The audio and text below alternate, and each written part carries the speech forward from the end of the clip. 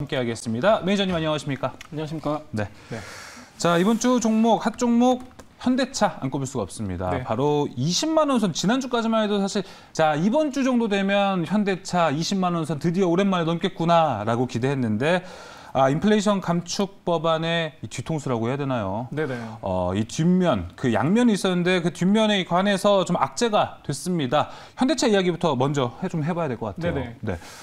일단은 인플레 감축 법안이요. 지금 에너지에만 좀 해당된 법안이 아닙니다. 좀 디테일하게 살펴보면요. 현대차 같은 경우에는 직격탄이다라고 표현을 해도 과언이 아닌데요. 지금 이제 인플레 법안 안에는 지금 전기차 보조금 내용이 들어가 있습니다. 지금 이제 미국에서 생산 조립하는 완성차 업체들 같은 경우는 세액 공제를 이제 뭐 중고차 같은 경우는 500만 원가량, 신차 같은 경우에는 한 1000만 원가량 해주겠다라는 내용이 들어가 있는데 현대차는 여기서 제외죠. 이제 뭐 쉽게 얘기하면은 현대차의 경쟁사 얘기 좀 덧붙이자면은 이제 독일 3사 포함되어 있고 그다음에 미국에 지금 이제 주로 생산하고 있는 미국을 주 타겟으로 하고 있는 기업들 같은 경우는 약간 수혜 대상이 됐는데 현대차 같은 경우는요. 특히나 이제 전기차 미국에서 생산 안 하고 주로 한국에서 생산을 하고 미국으로 가져가기 때문에 전혀 해당이 안 됩니다. 자, 이 얘기는 뭐냐면은 똑같이 이제 브랜드 네임밸류 없이 약간 동일한 성능의 전기차를 놓고 봤을 때 현대차를 살려면은 많게는 1000만 원 가까이를 더 주고 사야 되는 내용이기 때문에 그렇죠. 현대차 입장에서는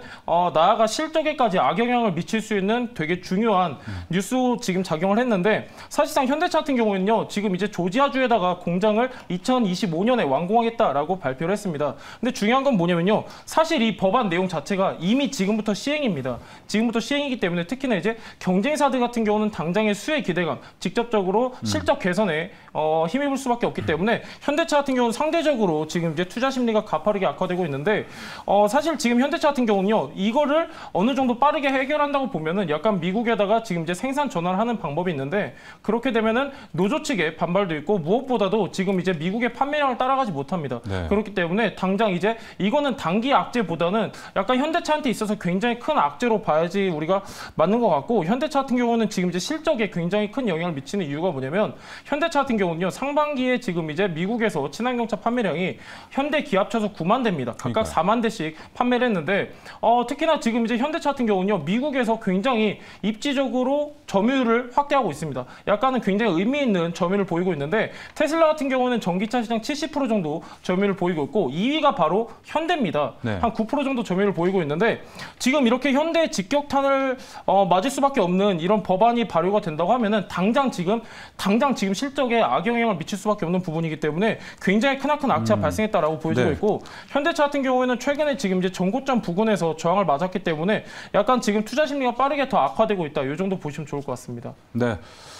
이걸 제가 기사를 찾아보니까 차에 관한 밈 뭐 이거 아실지 모르는데 네. 그럴 바에 밈 아세요? 네네. 그러니까 미국에서 보니까 이 현대의 아이오닉 이 미국에서 현재 이제 할인을 안 받는 가격이 4천만 원이라고 해요. 근데 네. 테슬라가 이제 할인을 받아서 4,900만 원인데 그렇다면 이제 또 얘기가 나오죠. 그럴 바에 라는 얘기가 나와서 현대차가 아마 좀 지분이 뺏기지 않을까라는 걱정이 생기는 건데 지금 주가 좀 이번 주 내내 좀 빠졌잖아요. 네네. 오늘 좀 상승했는데 악재가 다 반영이 됐다고 보시나요? 아니면 추가적인 악재가 반영이 될 거라고 보시나요? 아니죠. 저는 이제 이런 영향이 좀 어느 정도 지속될 거라고 보고 있고요. 사실상 현대차에서 지금 이제 인플레 법안, 지금 이제 이 악영향을 이렇게 좀 어떻게 돌파할 수 있는 돌파구를 마련하지 않으면 전 이 악재는 계속해서 지속될 거라고 보고 있습니다. 예, 알겠습니다. 뿐만 아니라 현대차와 인플레이션 감축 법안에 2차 전지 관련 업체들 좀 일부 종목들도 같이 하락세를 좀 가져갔거든요. 네네. 2차 전지에도 불길이 좀 번질까 걱정은 되는데 어떻게 네네. 생각을 하시나요? 2차 전지 소재 쪽은 저는 약간 호재라고 보고 있고요. 사실상 이 인플레 감축 법안, 특히나 이 전기차 이 관련된 법안 내용 자체가요. 중국을 견제하기 위한 법안입니다. 네. 그렇기 때문에 중국산 소재 굉장히 좀 어느 정도 제재를 가하고 반대로 이제 미국이랑 FTA 맺은 국가들 같은 경우는 굉장히 호재성으로 볼 수 있는 법안인데 사실상 저는 이제 2차 2차 전지 소재 쪽 같은 경우는 굉장히 호재로 봐도 좋을 것 같다라는 내용이고요. 근데 반대로 지금 이제 이 인플레 감축 법안 자체가 이제 현대차한테는 굉장히 안 좋게 적용이 됐지만은 2차 전지 소재한테만 놓고 보면은 굉장히 호재성이다라고 보고 있고 왜 그러냐면요. 지금 중국산 관련 소재를 제재하게 되면은 그럼 다른 대체를 해야 된단 말이에요. 대체를 해야 되는데 이제 한미 FTA를 맺은 우리나라 같은 경우는 굉장히 긍정적으로 작용할 수 있기 때문에 2차 전지 소재 쪽한테 있어서는 지금 이제 수출 증가와 지금 이제 수주량 확대 이 정도로 볼 수 있겠습니다. 그러면 다시 한번 투심이 좀 바뀔 수도 있겠네요. 최근 2차 전지가 좀 떨어졌고 자동차 그리고 완성차 자동차 부품주가 반면에 올라갔었잖아요. 이 흐름이 다시 좀 바뀔까요? 최근에 보면요. 인플레 감축 법안 하도 지금 금액이 크다 보니까 네. 인플레 감축 법안을 중심으로 해가지고 순환매가 돌고 있거든요. 사실 맨 처음에 태양광, 그다음 풍력, 그다음 이렇게 순환매가 돌고 있는데 저는 2차 전지 소재는 이제 막 수급이 좀 쏠릴 수 있는 섹터가 아닌가 이렇게 보고 있고 왜 그러냐면 2차 전지 소재 쪽이요. 아직까지 인플레 감축에 대한 영향을 받았다고 보기엔 미미한 게 전체적으로 이제 관련주들 보면요. 거래량도 아직까지 이렇다 할 거래량이 유입되지 않았고요. 대장주 몇 개 정도만 이렇게 움직였기 때문에 지금부터 좀 관심을 가져도 괜찮은 섹터 중 하나가 2차 전지 소재다. 이렇게 보시면 좋을 것 같습니다. 알겠습니다. 현대차 이야기까지 나왔고 인플레이션 감축 법안을 통해 2차 전지 소재 섹터에서 좀 수혜를 받을 수 있다까지 정리해 볼 수 있을 것 같습니다. 자, 이어서 두 번째 종목 넘어가 볼까요? 이번에 아가방 컴퍼니입니다.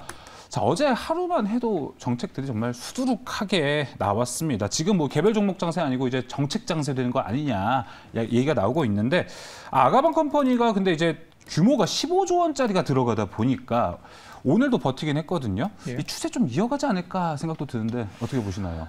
뭐 최근에 시장이 너무 안 좋다 보니까 정책주들이 좋은 영향 받고 있습니다. 특히나 지금 이제 아가방 컴퍼니뿐만이 아니라 최근에 일자리 관련주들도 한 번씩 이렇게 정부 정책 영향 받아가지고 급등을 했었는데 아가방 컴퍼니 같은 경우는요. 여러분들도 이제 잘 아실 거예요. 아마 이거는 테마성으로만 엮여야지 반짝 움직이는 종목 중에 하나입니다. 그렇기 때문에 특히나 지금 이제 최근이 아니라 엊그제죠. 지금 발표했던 지금 이제 14조 거의 한 15조 가까이 되는 지금 이제 서울시에서 발표한 초대형 지금 프로젝트의 수혜 기대감이 더해지고 있는데 사실 저는 아가방 컴퍼니 같은 경우는요. 앞전 사례를 봤을 때 이런 이제 정부 정책 기대감이 더해지는 거는 그렇게 길지 않습니다. 그렇게 길지 않고 약간 단기적으로 어느 정도 수급이 유입됐다가 금방 차익 실현하는 그런 패턴을 보였었는데 아가방 컴퍼니는 저는 약간 좀 조심하셔야 될 내용이 뭐냐면은 시가총액이 오늘 종가 기준으로 했을 때 1,400억밖에 안 됩니다. 그렇기 때문에 약간 여러분들 지금 이제 금액 자체는 굉장히 커요. 14조 7천억이 투입된다고 하는데 사실상 지금 이제 아가방 컴퍼니한테 정말 솔직히 정말 실적에 직접적으로 영향이 받는 거는 정말 저는 소수라고 생각을 하거든요. 얘는 이제 유아용품을 주로 판매하는 기업이기 때문에 직접적인 영향보다는 간접적인 영향을 받는 기업이기 때문에 사실상 파급력은 굉장히 좀 제한적으로 보고 있고요. 아가방 컴퍼니 자체가 지금 실적은 굉장히 좋아요. 실적은 굉장히 좋고 상반기 매출을 보면요. 작년 매출 절반을 이미 넘었습니다. 그리고 얘 같은 경우는 작년에 흑자 전환에 성공을 했는데요. 저는 올해도 이런 흐름 이어갈 것이라고 보고 있고 왜 그러냐면 지금 이제 또 소비 심리가 빠르게 회복되고 있고요. 무엇보다도 아가방 컴퍼니 같은 경우는 이제 전년부터 굉장히 가파른 성장이 이어져 오고 있기 때문에 약간 올해까지는 긍정적으로 봐도 되는데 지금 차트 위치에 대해서 좀 코멘트를 드리자면 지금 약간 굉장히 부담스러운 위치입니다. 오늘도 보면은 약간 저항 맞고 떨어지는 모습인데 여기가 지금 이제 단기 저항선 부근입니다. 지금 이제 4,750원 보여지고 있는데 그렇기 때문에 지금 이제 무작정 이제 수치만 보고 14조 7천억이라는 수치만 보고 단순 기대감에 계속해서 오르지 않을까라는 기대감보다는 약간 저는 지금부터는 약간 기존에 보유하고 계셨던 보유자들의 영역이 아닌가 이렇게 좀 보고 있습니다.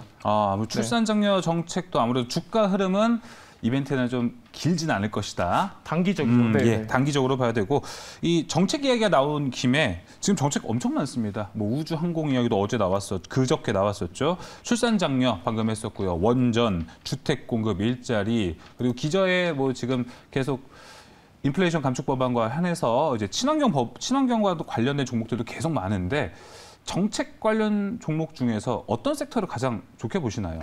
정책 관련해서는 아무래도 아직까지 지금 코로나19 재확산세도 있고요. 저는 일자리 관련이 가장 좋다고 보는데 일자리 같은 경우는요. 지금 이제 가장 우리가 밀접하게 연관이 되어 있고 가장 우리가 크게 신경 쓰는 분야 중 하나입니다. 여러분들이 이제 아시겠지만은 매년 최저임금 협상 때 가장 온 국민 관심이 집중되는 시기인데 그렇기 때문에 저는 일자리 관련주를 조금 우리가 눈여겨봐야 된다 이렇게 좀 보고 있고 일자리 관련주가 뭐가 있죠? 일자리 관련주 최근에 많이 올랐습니다. 최근에 많이 올랐는데 저는 최근에 많이 오른 것보다는 아직까지 조금 그나마 그나마 좀 상승세가 덜한 거. 근데 제가 여러분들한테 뭐라 말씀드렸냐면은 아가방 컴퍼니는 지금 오늘 종가 시가총액 기준으로 1,400억이기 때문에 좀 위험하다라고 말씀드렸었는데 일자리 같은 경우는요 모멘텀이 좀 깁니다.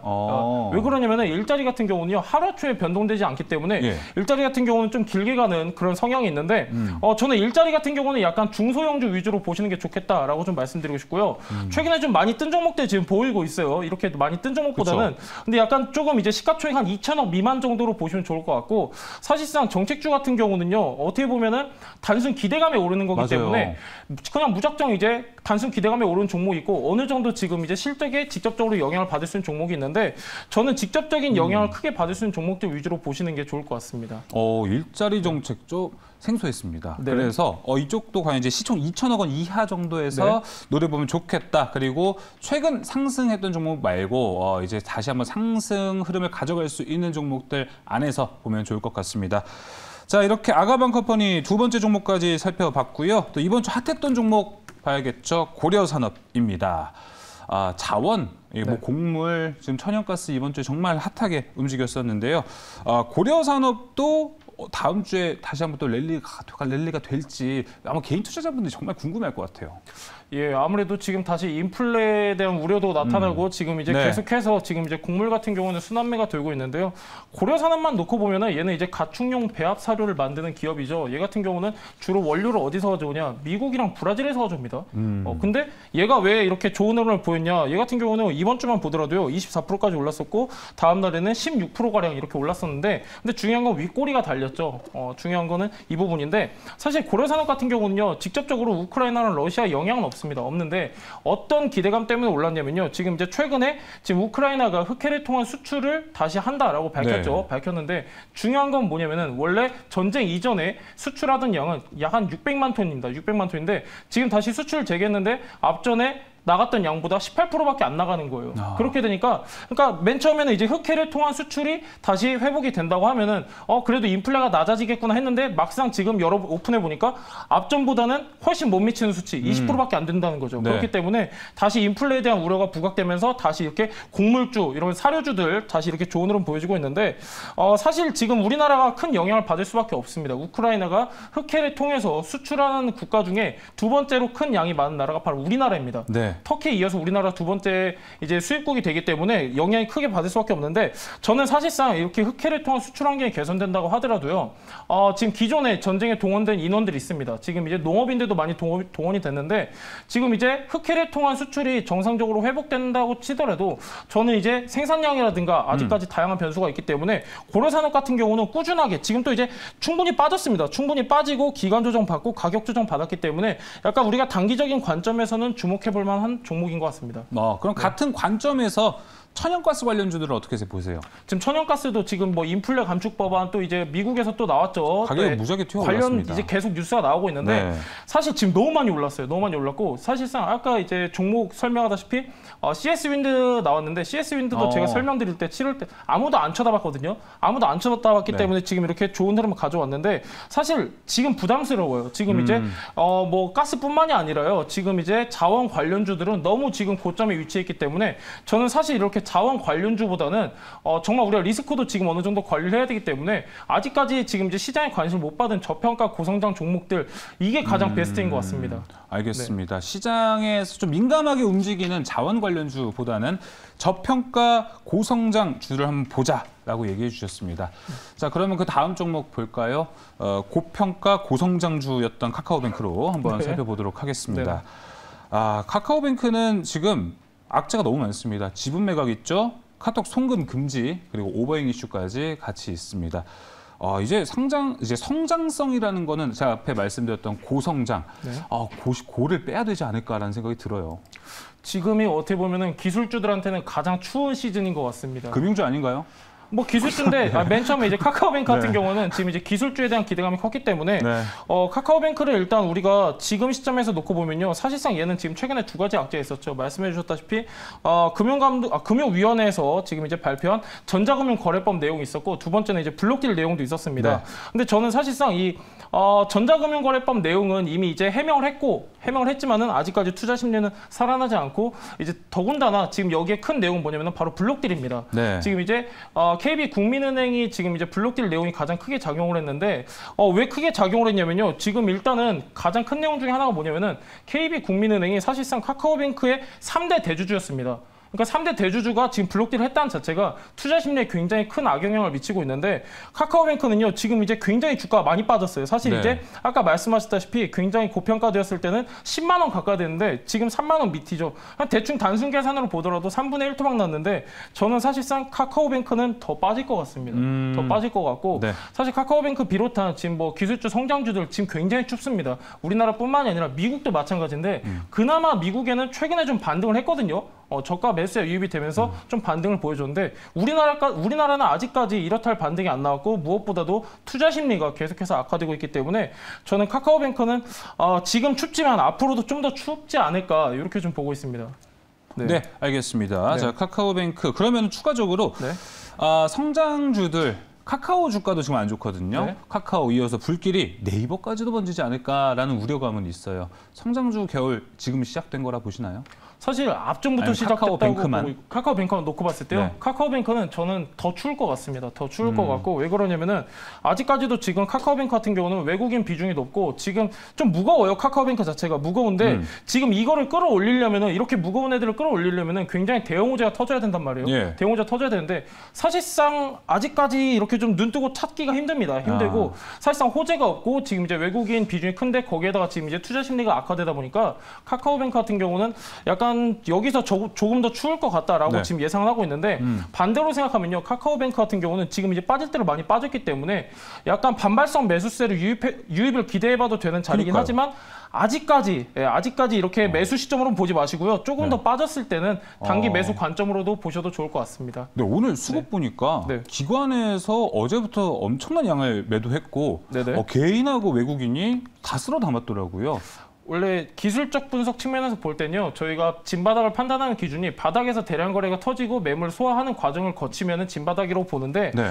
대량 거래 터진 건 맞습니다. 대량 거래 터진 건 맞는데 어디까지나 이거는 기관의 지금 이제 주가 방어 차원에서라고 좀 보여지고 있고 약간 그마저도 지금 이제 수급이 유입이 안 됐으면 더 빠졌겠죠. 카카오뱅크는. 그렇겠죠. 그렇기 때문에 저는 의미 있는 수급보다는 그냥 약간 방어적인 성격이 강하다라고 보고 있고요. 카카오뱅크는 단기적으로는 좀 더 추울 것 같습니다.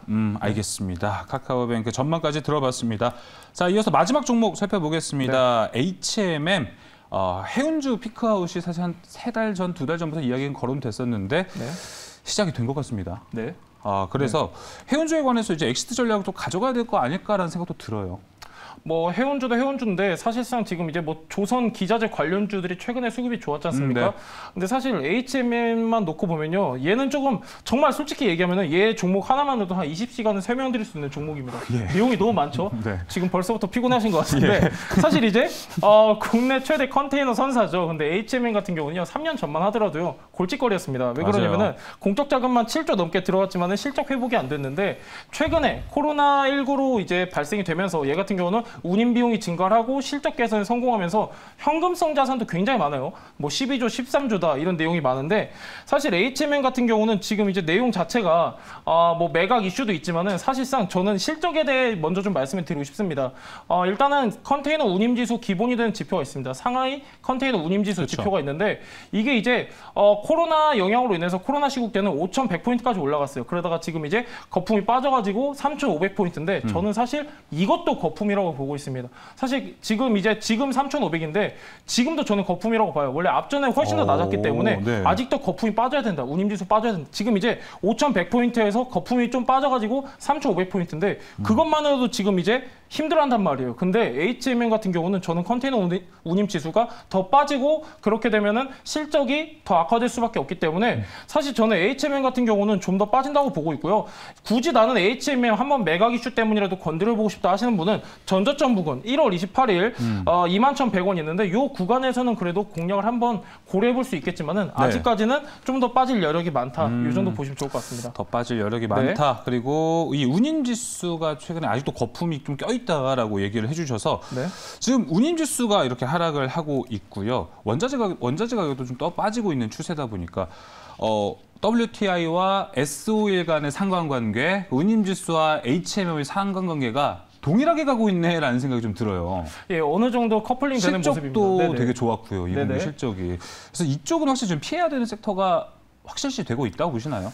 근데 또 이제 저는 약간 어떤 관점을 보고 싶냐면요. 네. 지금 사실상 이 상하이 컨테이너 운임지수 같은 경우는 어느 정도 시장에서 예측을 했습니다. 사실 코로나19가 다시 이렇게 확산이 좀 줄어들고 그리고 다시 경기가 정상화되면은 당연히 운임지수는 내려갈 것이다 이렇게 예측을 했던 부분이 있기 때문에 저는 어느 정도 지금 이제 차트에 이게 지금 나와져 있다라고 보여지고 있고요. 네. HMM만 놓고 봤을 때 특히 이렇게 선사 관련주들 봤을 때 조금 더 빠진다면 저는 충분히 분할 매수 관점에서는 한번 건드려 볼 수 있겠다 이 정도 생각하고 있습니다. 알겠습니다. 자, 이렇게 HMM까지 이번 주 핫 종목 5개 모두 살펴봤습니다. 자, 이외에도 송률 매니저님 뭐 유튜브 영상 준비되어 있으신가요? 예, 제가 여러분들하고 지금 이제 더 많은 내용들 전달드리려고요. 유튜브 통해서 제가 방송하고 있으니까요. 여러분들 이제 저랑 이제 더 함께 하고 싶으시다 하시는 분들은요. 유튜브에다가 송률 매니저 검색하시면 되겠습니다. 네, 유튜브에 송률 매니저 검색하시고 주말 동안에 유익한 영상으로 주말 쿨타임 잘 세우시길 바라겠습니다. 송률 매니저와 이번 주 핫 종목 여기서 마무리하도록 하겠습니다. 오늘 말씀 감사합니다.